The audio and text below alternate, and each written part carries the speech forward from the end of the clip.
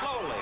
Cure the Blues on the rails, sprinting to a lead, and Noble Nashua staying right with them. Those two now head into the clubhouse turn, and Cure the Blues has the early lead by about half.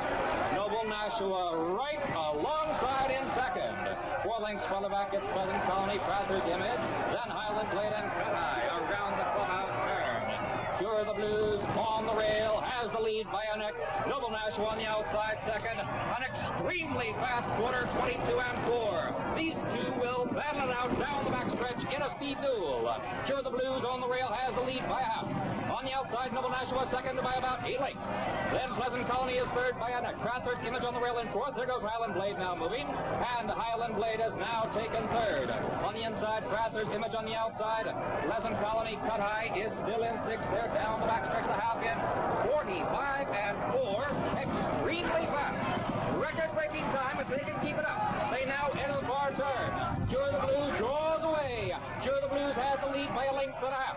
Noble Nashua on the outside, second by about 6. Then Pleasant Colony is third by 3. Highland Blade in fourth by 4. Then Cut High is now taken fifth and Travers Image back into sixth. Around the far turn, 3/4, 1, 10 and 2. The pace has slowed a bit. Can't keep it up. They're at the stretch and the Cure the Blues has the lead on the rail by about 3. On the outside, it's Pleasant Colony now taking second. Noble Nashua back into third. There goes Pleasant Colony. Pleasant Colony has now got the lead. Going clear by 3. Cure the Blues is second and Highland Blade making up ground very quickly. Cure the Blues is going to be second. Cure the Blues back into third. Pleasant Colony has the lead. Highland Blade is second. Cure the Blues is third. Pleasant Colony in front. And we have an upset here. Pleasant Colony the winner by about 3.5 lengths. Highland Blade was second. Cure the Blues third. The time on the board, 1 minute 49 and 3/5 seconds, a bit short of the stakes record. He can really run, and he was well trained by Campbell. He was a horse that gave you everything he got. There's the favorite in the race, number 1A, Proud Appeal, ridden by a really fine jockey. Calm, cool, collected at all times. A Canadian. His name is Jeffrey Fell. The number 4 horse, the late running Pleasant Colony. Jorge Velasquez, up you see the odds. And here is number 9. This is Cure the Blues, being ridden for the first time today by one of the great jockeys of all time, Bill Shoemaker, at age 49. Imagine he will be 50 years old in August of this year. He's after his 4th Kentucky Derby. They're at the post, and they're off. For the lead from the inside, that's Golden Derby, Habano in the center of the track. Moving up between those two, Proud Appeal on the outside, well decorated and Hoedown Stay. Bold Ego on the extreme outside. Also moving up now between horses, Top Avenger. Down the stretch the first time, Top Avenger ahead in front. Bold Ego second, a half length. Proud Appeal is third, a half. Well decorated fourth by 1. Mythical Ruler fifth, a length. Hoedown Stay sixth. Golden Derby seventh ahead. Cure the Blues on the outside is 8th. A length and a half to Splendid Spruce 9th. Habano is 10th, a length past the tab is 11th, a gap of 2 to Partey. Then on the outside it's Tap Shoes, followed by Noble Nashua, a gap of 2 to Flying Nashua and Beau Bit. It's 3 lengths back to Pleasant Colony, followed by Classic Go-Go and Woodchopper, then Television Studio, followed on the inside by Double Sonic. Down the back stretch, they're very well bunched. Moving through on the inside, that's Proud Appeal. He has a head in front. Up on the outside, Bold Ego with Top Avenger still right there between those two. It's a gap of 2 lengths to well decorated fourth ahead, Mythical Ruler fifth ahead. Gaining ground from the inside, that's past the tab 6th. On the extreme outside, Partey is gaining ground. They're moving into the turn, Top Avenger ahead in front, Bold Ego second, Proud Appeal third. Partey is gaining ground now, moves by horses on the outside. Past the tab, moves up in 6th. Moving through on the inside, that's Splendid Spruce. They're moving for the stretch. On the inside, Bold Ego. On the outside, Partey. Those two are together. Top Avengers drop back third. Gaining ground on the outside, Pleasant Colony. They're moving down the stretch, Partey. Now Pleasant Colony on the outside takes the lead. Partey holds the second in the center of the track past the tab. Television Studio is moving up. Down along the inside, Splendid Spruce. Nearing the finish, it's Pleasant Colony drawing away with the lead. Woodchopper gains ground second. Under the wall, Pleasant Colony wins almost a length. Woodchopper gets up for second. Partey a surprise third. A photo for fourth. In this race, Pleasant Colony had some interesting company. First of all, The post parade, running number 1. A Run. The winner, or the rather third in the withers, Frank Lovato Jr., is up, and his entry mate. And you've just heard from Larry Barrera, number 1A Flying Nashua, with Cordero up. Questionable physical condition, but apparently still in the race. Determination of status once he's at the gate, to be made by Cordero. The two horses, Paristo, and the jockey is David Ashcroft.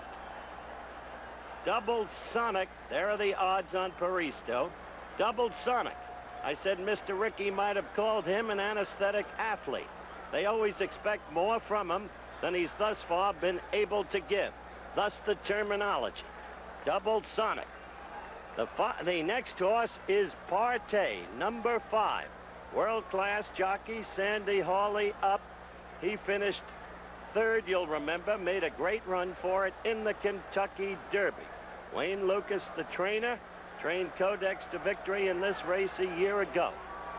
Then the speed horse, number 6, Bold Ego, trained by Jack Van Berg.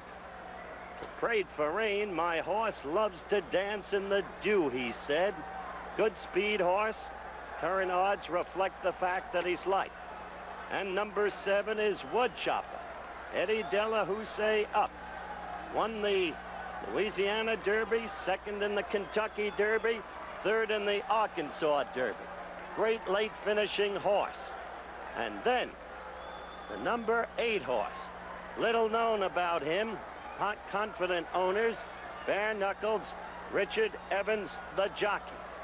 Then another speed horse, number 9, trained by King Leatherberry. William Passmore, the veteran, is up. Number 10, you know about. Highland Blade, second in the wood. Rested, didn't race the Derby. David Whiteley, the trainer. He's the Tom Landry of the equine set. And Jacinto Vasquez, the jock.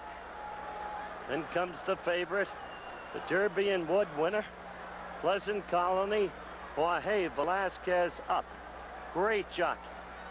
And then the 2 field horses. One possessed of speed, but Eddie Arcaro said he'll be rated today. Top Avenger, Randy Romero up. The odds speak for themselves. You bet Top Avenger, you also get a Scambia Bay and a hot jockey down here, Mario Pino up. So there is your post-parade as we get ready for the running of the middle jewel of the Triple Crown, the Preakness Stakes. It does not lend itself usually to come from behind courses. The turns are tight, and front runners often win. But Johnny Campos said he would win the Derby. We asked him earlier if he thought he would for sure win the Preakness. Back at the starting gate, the assistant starters are now moving into line. Scambia Bay now going in part of the field. They're all in line, becoming a 1/16 of 1. They're off. They break away on the outside. It's 38 paces going to the front. Bare Knuckles coming on. Down along the inside, Top Avenger. Then it's Bold. They come through the stretch for the first time. Bold Echo showing the way up on the outside, 38 paces. Down along the inside, Top Avenger. Between horses, A Run. On the outside, Flying Nashua. Along the rail, Paristo. A gap of 3 more lengths. Bare Knuckles way on the outside. Then it's Pleasant Colony. A gap of 3 more lengths. It's Partey on the outside. Then it's Highland Blade, Double Sonic, Woodchopper, way on the outside of Scambia Bay.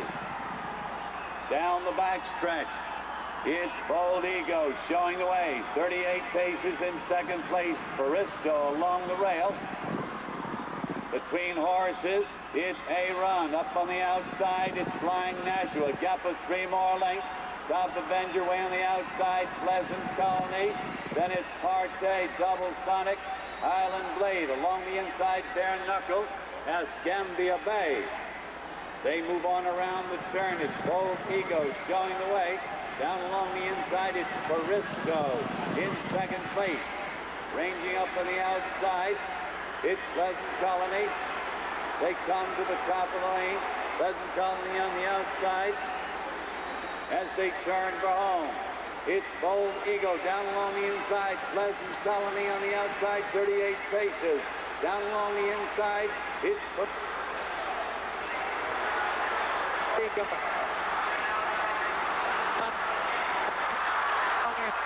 Colony.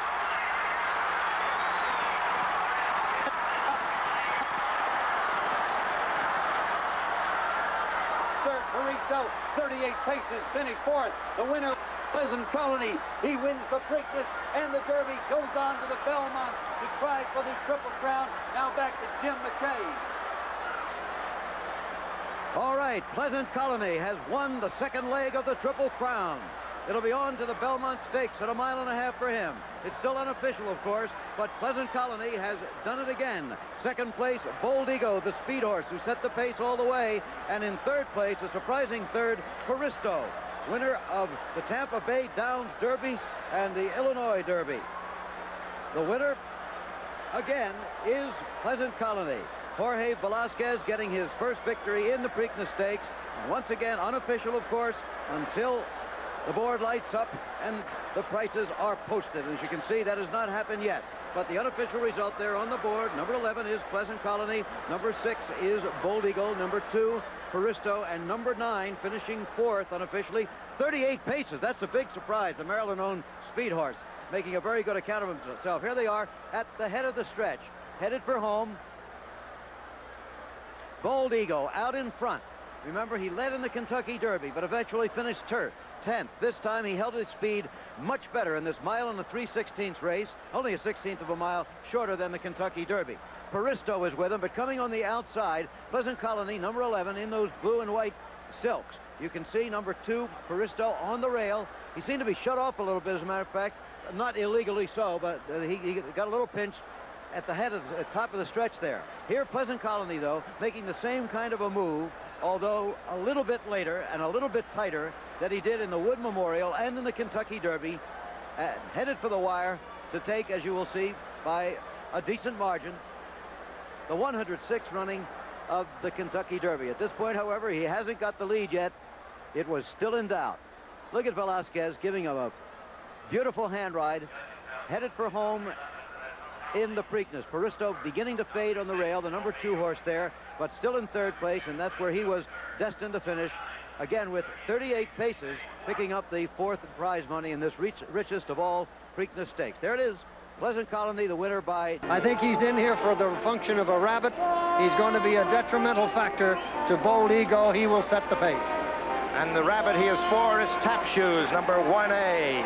Owned by Leon J. Peters, trained by Horatio Luro, and ridden by Ruben Hernandez. Was a good 2-year-old. He won the Flamingo in Florida, and recently he won the Peter Pan, a precedent that Coastal set just a couple of years ago when he upset Spectacular Bid. Number 2 horse, Bare Knuckles, the long shot. He's owned by Nathan Kelly. He's trained by Everett King. He's ridden by Rick Evans. He's at 70-1. He won the Golden Jubilee Handicap in Sportsman Park in Chicago. Everett King, his trainer, has confidence he'll have to run the race of his life. Number 3, Highland Blade, Penwy Bryn Farm, trained by David Whiteley, ridden by Jacinto Vasquez. Characteristically unaccompanied by a stable pony is a Whiteley horse. Very modestly described by David Whiteley, but he did win the Everglades. He was second to Pleasant Colony in the Wood. He's beautifully handled, and he looks great. Number 4 is Escambia Bay, owned by Annette Eubanks, trained by J. William Boniface, and ridden by Eddie Maple. He's from Maryland. 2 allowance victories down there. An outsider, but there have been upsets right here at Belmont, in the Belmont.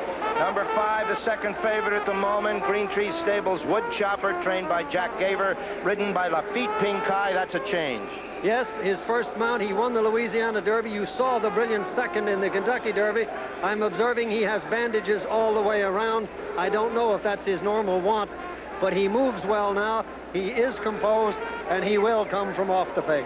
Number 6, Summing, had a brilliant work this week, owned by Charles T. Wilson Jr., trained by Louis Barrera, ridden by George Martin. And that young George Martins on his back was there when he won the Pennsylvania Derby. his improving workout, his improving race has caught Horseman's eye, and he has a big shot. Number 7, Paristo, ridden by Angel Cordero Jr. A change, owned by Mrs. Robert Feinberg, trained by George Handy. First mount this time on Paristo for Angel Cordero. He hurts no horse. This horse won the Illinois Derby, third in the Preakness. He wears blinkers. Only 2 of them in the field do. Number 8, Says You, owned by Peter Barberino, trained by Gene Jacobs, ridden by Jeffrey Fell. This horse was claimed for $50,000 as a 2-year-old. A successful claim. He's made over twice that amount of money, but he's ambitiously placed here. Number 9, New Mexican bred Bold Ego, ridden by John Lively, trained by Jack Van Berg, owned by Bar Kid Stable. All of Jack Van Berg's charges have to travel. Bold Eagle's no exception. He earned that $422,000 going all over the country. He has speed, best known for that great effort in the Preakness. You saw it. And the chairman of the board, number 10, Buckland Farms Pleasant Colony, trained by John Campo and ridden by George Velasquez. Has been perfectly composed, showing a little bit of animation now, but still not lathered, not washed out, just on his toes, and he looks great. That is the field. We'll be back to Belmont Park in Turning to lead with some in between horses. Bare Knuckles on the inside, right there in third. It's Stage Door Key in fourth, then Bold Ego on the outside fifth. Escambia Bay is sixth. Baristo in seventh. Tap Shoes is eighth. On the outside is Pleasant Colony, then Highland Blade and Wood Chopper. They're into the clubhouse turn. And leading the way is Bare Knuckles now by a neck. On the outside, Stage Door Key is second by a neck. Then Says You back into third by a length. On the outside, that's Bold Ego in fourth by a half. Summing on the rail in fifth by a length and a half. Paristo, the supplement entry on the outside in sixth by a half. Then Escambia Bay and a Tap Shoes. Then 3 back to Highland Blade, Wood Chopper. Pleasant Colony at this point in the race is last. The first quarter running 23 and 4, the half and 48 and 2. It is not a fast pace. They're down the back stretch. On the inside, Bare Knuckles, Says You on the outside. Those two are heads apart. Farther out, it's Bold Ego. They are bunching on the front end as they race down the back stretch. Bare Knuckles on the rail. On the outside, Stage Door Key. And there goes Paristo now to the front. Paristo takes the lead, and gaining ground on the inside is Summing. Summing has got him to the front, going clear by about a length. Then Stage Door Key in second. Paristo is third. Bold Ego in fourth. Bare Knuckles is fifth. Bold Ego on the outside, then Tap Shoes. Pleasant Colony has gained. Pleasant Colony now in the middle of the pack. They're approaching the far turn. 3/4, 1:14 and 1 around the far turn. It is Summing leading the way by a length and a half. Then Paristo is second by a head. Very close is Escambia Bay now in third. Then Pleasant Colony has moved into fourth. They're around the far turn. Pleasant Colony gaining ground on the outside. Approaching the top of the stretch. Summing has the lead by about 3. Then Pleasant Colony, Highland Blade on the far outside. Highland Blade now takes second by a half. But Pleasant Colony is right there in third. It's 4 back to Escambia Bay. Then Tap Shoes is fifth, past the 8 pole. Summing has the lead by 2. Highland Blade is second. There is going to be an upset. Pleasant Colony is third. Summing on the inside. Highland Blade on the outside. Summing in front. And at the wire is Summing the winner in an upset by a neck. Highland Blade was second. Pleasant Colony was third. The time on the board, 2 minutes, 29 seconds.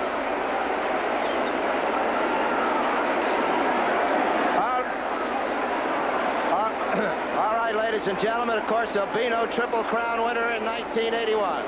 Let's go to Jimmy the Greek. Johnny, the early but it was a big one in our life. Well, you can't help it. I'm sorry, John. Don't be sorry. It's the name of the game. Listen, hey. He turned for home. The illusion I made to Martins looking like a jump rider. He had a lot of hold of this horse. He is relaxed. He did look like a winner. As I told Jack, I don't think they'll catch him. The pace had been slow. You cannot let a horse back you up like that with 3/4 and 14 and change and then expect to come after him and get him. Right here, when Martins called on him, he opened up alarmingly for a moment like he was going to make a joke out of it, but very gamely did the favorite fight back, and also David Whiteley's horse Highland Blade made a contest out of it, and when Martins had to go to the whip, as you see him doing right hand there, they began to pose a threat. And just for one dramatic moment, Jack, it looked like Highland Blade might get into the act, but it was not to be. Summing, who has won the Pennsylvania Derby, who has improved dramatically and caught horsemen's eyes, responded to this young rider and staved off the finish of both the favorite and Highland Blade.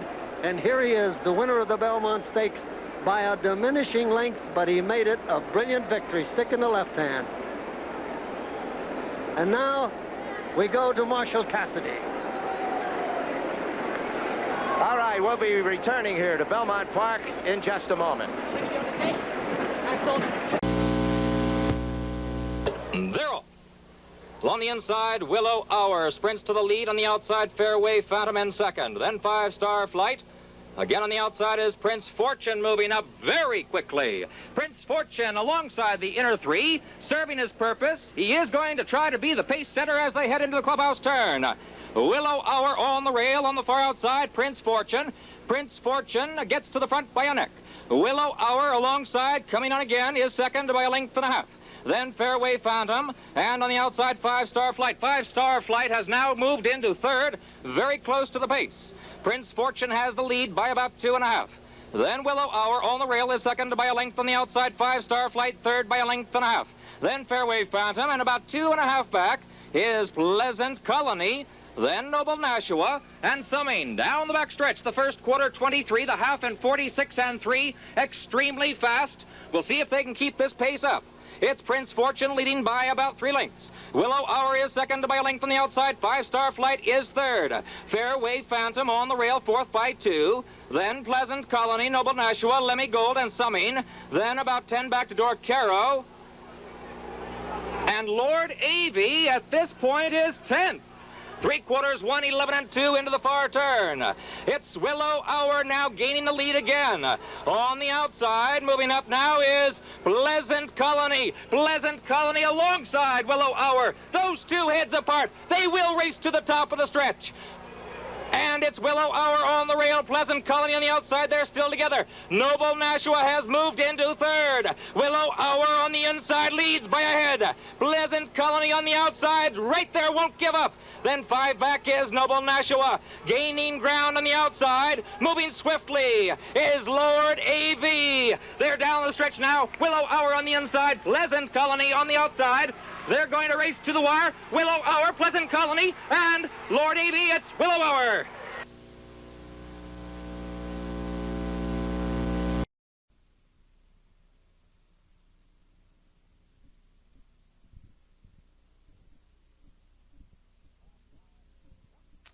The flag is up.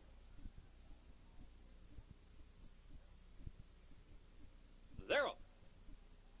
Pleasant Colony on the outside with Fiorito. And Fiorito now takes the lead. Gaining ground along the inside is Amber Pass. Alongside Amber Pass is Joni's Chief. Fiorito on the outside has the lead by a length. Amber Pass on the rail is second. Winter's Tale is now in third. Then it's Pete Moss in fourth. Pleasant Colony has dropped back into fifth.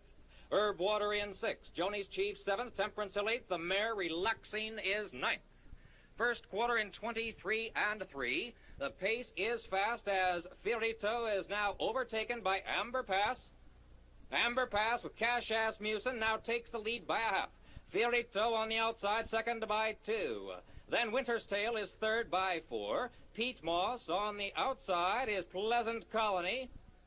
They are now approaching the far turn, the half in 46 and 1. The pace is still fast. Amber Pass has the lead by about a length and a half. Fiorito is back into second by a neck. Winter's Tale on the outside in third. Then it's Herb Water, Pleasant Colony, and Temperance Hill on the outside. Temperance Hill is now in gear, and they're approaching the top of the stretch. Amber Pass leads the way by 2. Fiorito, Winter's Tale together. Pleasant Colony is gaining ground on the outside. Also moving up is Temperance Hill. They're at the top of the stretch. 3/4 of fast, 109 and 4. Amber Pass has the lead by 3. On the outside, here comes Pleasant Colony in second. But he's moving up on Amber Pass. Pleasant Colony gains the lead. Amber Pass back into second. Herb Water is third. Cordero sends Pleasant Colony to the wire.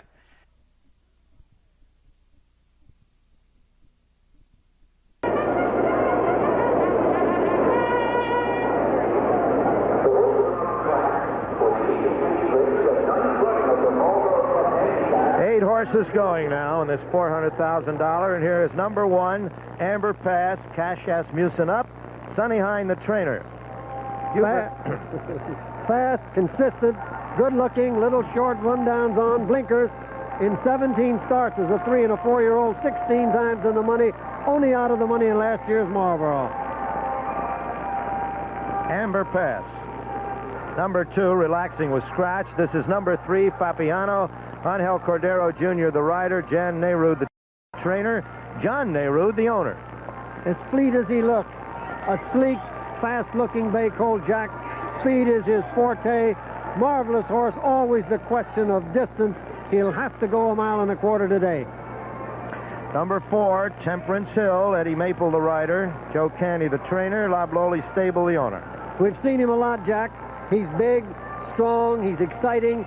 He can run like the very blazes in the stretch, but on his forehead he has a little curl.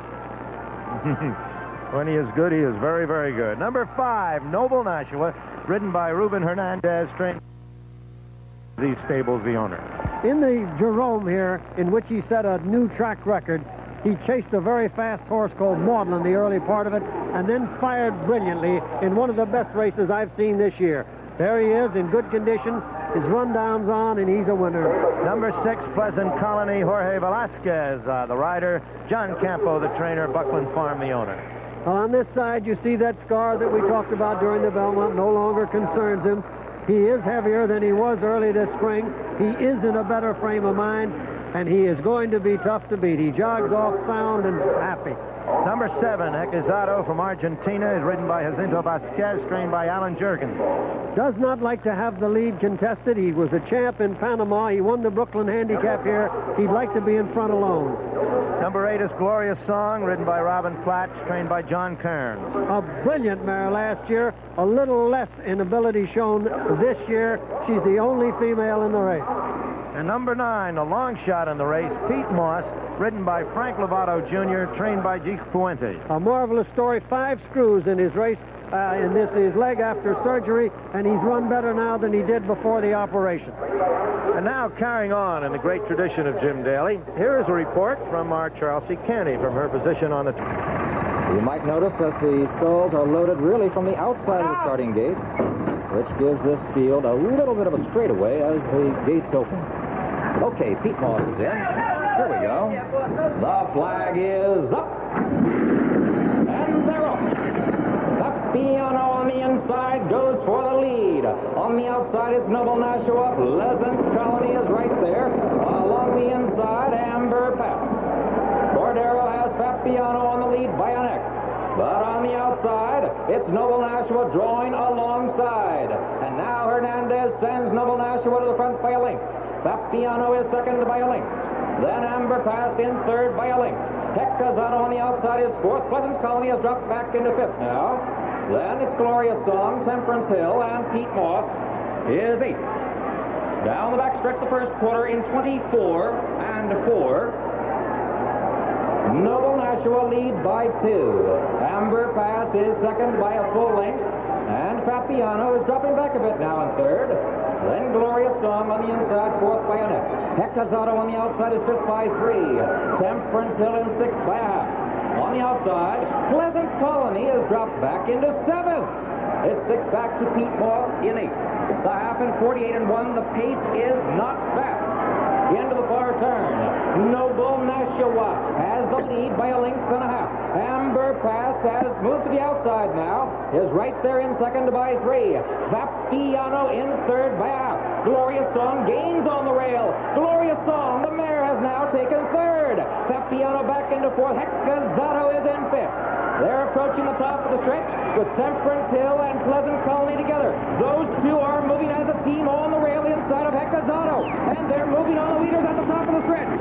3/4 by 11-4. The mile is 35-4. The pace has quickened. Noble Nashua leads by 2. Amber Pass is second by 3. Then on the rail, Temperance Hill gaining ground. On the outside, it's Fabiano. Between those two is Pleasant Colony. But Noble Nashua leads back 16-4 by 4 lengths. Amber Pass second. Noble Nashua in front. Ruben Hernandez on Noble Nashua, the winner in this this race by about 4 lengths. Amber Pass was second. I believe Temperance Hill was third. In the 8th race, the Marlboro Cup. An exciting race. The time on the board, only 3/5 of a second off of the stakes and track record. Down to you, Jen. Marshall, thank you very much. In a stunning upset here, Noble Nashua just about stealing it. Well, the first instructions were ridiculous. The first quarter, 24-4, and he was walking in front. He jammed the entire field up. Did Ruben Hernandez a great job, and even Amber Pass, when Asmussen realized it, was committed to second and couldn't get by him. Couldn't get by him at all, and that marvelous time on this off track. Charlesy?